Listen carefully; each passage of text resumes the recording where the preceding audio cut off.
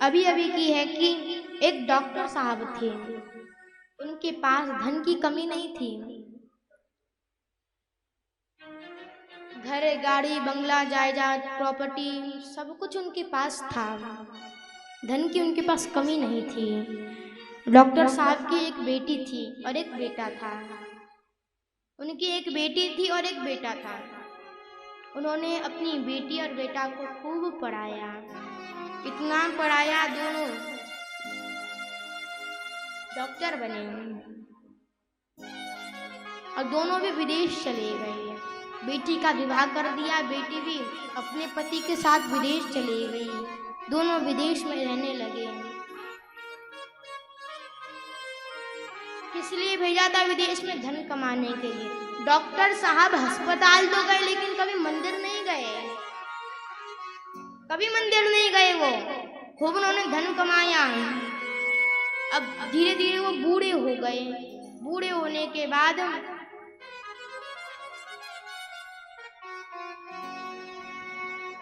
वो बूढ़े हो गए। उन्होंने फोन लगाया कि बेटा देख, मैंने तुझे धन के लिए भेजा था, धन की कोई कमी नहीं है, तू मेरे बुढ़ापे की लकड़ी है, तू मेरा कलेजे का टुकड़ा है, तू मेरे एक अंग है, तू मेरा आधा अंग है बेटा, तू आजा, तू आजा बेटा, तू आजा। तो उसने मना कर दिया।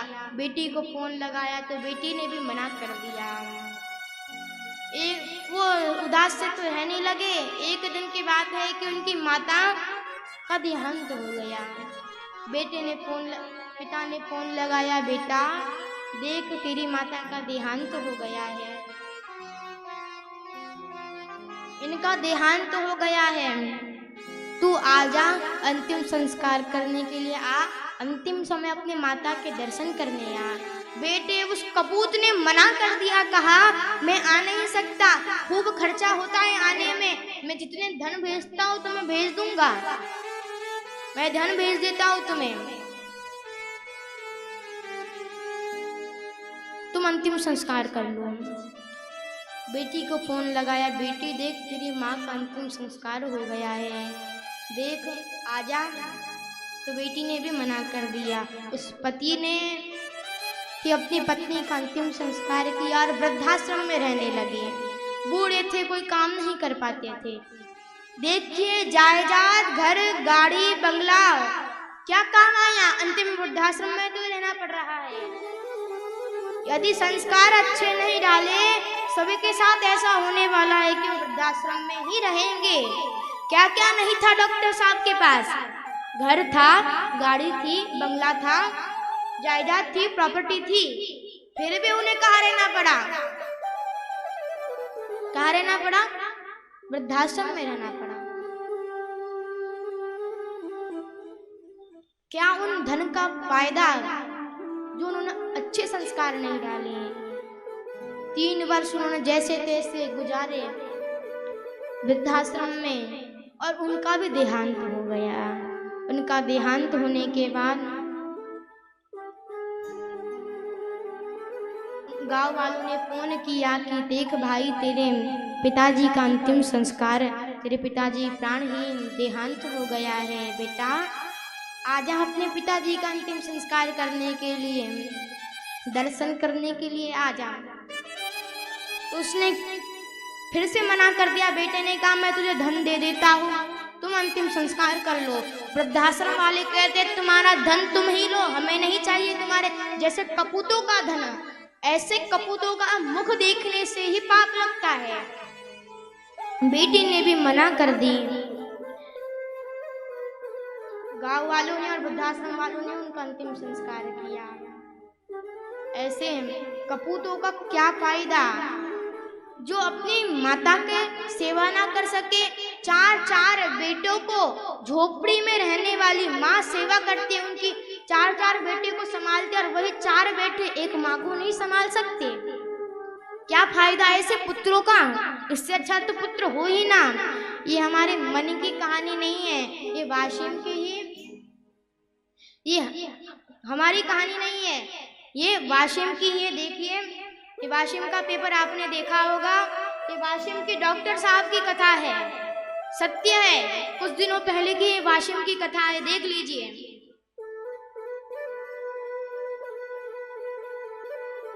ये वाशिम की कथा। डॉक्टर साहब, इनके पास क्या कमी नहीं थी, लेकिन संस्कार अच्छे नहीं डाले इन्होंने, तो आज वृद्धाश्रम में लेकर उनके अंतिम संस्कार को भी ना आ पाए। ये वाशिम की कथा है, आपके ही जिले की कथा है, यह आपने पढ़ी होगी। तो हम तो कहते हैं कि ऐसे कपूतों का क्या फायदा, कोई फायदा नहीं है ऐसे कपूतों का, जो अपने माता पिता की सेवा ना कर सके, माता पिता के मुख का दर्शन ना कर सके। माता का हृदय इतना बड़ा होता है कि एक बार की बात है, एक बेटा था, बड़ा बदमाश था, उसने किसी को मार दिया, मर्डर कर दिया। अब वो जेल में चला गया 10 वर्ष के लिए।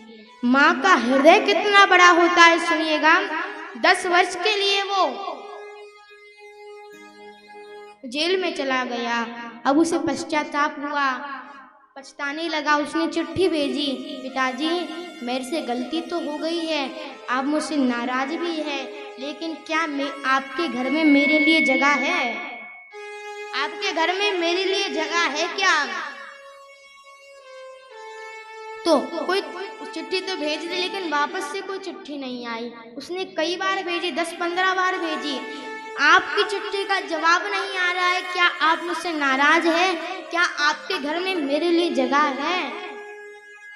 जब उस निकलने वाला था 10 वर्ष के बाद वो जेल से, उसने आखिरी चिट्ठी भेजी और कहा, पिताजी मैं फलानी तारीख को निकलने वाला हूँ, अब आपके घर में जगह है मेरे लिए या फिर नहीं ये मुझे नहीं पता, लेकिन मैं आपके घर में मेरे लिए जगह हो तो हरा झंडा फैला देना, मैं आऊँगा जब। तो वो ट्रेन में बैठा, रोने लगा, रोने से उसको दिख नहीं रहा था। तो पड़ोसी से कहा, जो पास में बैठा था, उससे कहा कि बेटा भैया देखो मुझे दिख नहीं रहा है, लेकिन मेरा गांव जब आए तब देखना कुछ हरा हरा दिखे। तो पड़ोसी का जब उसने देखा कि उसका गांव आया है और कोई हरा झंडा तो नहीं था, लेकिन एक वृक्ष में मैया की, उसकी माता की पूरी हरी साड़ी लपटी हुई थी। वो गया, ट्रेन से उतरा, हरी साड़ी के पास, वहाँ पे उसके बूढ़े पिता और माता थे। माता के उसने चरण छुए, पिता के चरण छुए। माता सिर पर हाथ रख कर कहती है, बेटा सुबह का भटका शाम को आ जाए उसे भटका नहीं कहता। देखिएगा 10 वर्ष को माँ ने सुबह की बात कह दी, एक दिन की बात कह दी। इतना बड़ा कलेजा होता है माँ का, इतना बड़ा कलेजा होता है माँ का। उस माँ ने कहा, बेटा हो गया सो हो गया, सुबह का भटका शाम को आए उसे भूला नहीं कहते, उसे भटका नहीं कहते। उस 10 वर्ष में मुझे तो खुशी है कि आज तू आ गया। इतना बड़ा कलेजा होता है, 10 वर्ष को उसने एक दिन का बना दिया। इतना बड़े कलेजा, तुम दर्शन कर पाओ या ना कर पाओ, संत के और गुरुजन और माता पिता का आशीर्वाद कभी व्यर्थ नहीं जाता, कभी उनका व्यर्थ नहीं जाता आशीर्वाद। उनकी दुआ और बद्दुआ भी व्यर्थ नहीं जाती। दुआ ना ले पाओ तो बद्दुआ भी मत लेना। तुम दुआ नहीं ले सकते तो बद्दुआ भी मत लो। भगवान कहते हैं कि मेरे से तुमने मेरी गलती कर दी, मैं क्षमा कर दूंगा।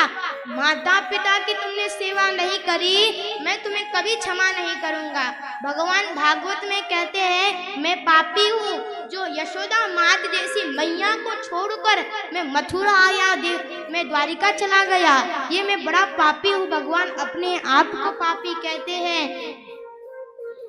तो किस्मत वाले लोग होते हैं जिनकी मात होती है, जिनकी मैया होती है, जिनकी माँ होती है, वो बड़े किस्मत वाले होते हैं। जो अनाथ आश्रम में रहते हैं उन बालकों से जाकर पूछना उनका हालत क्या होती है।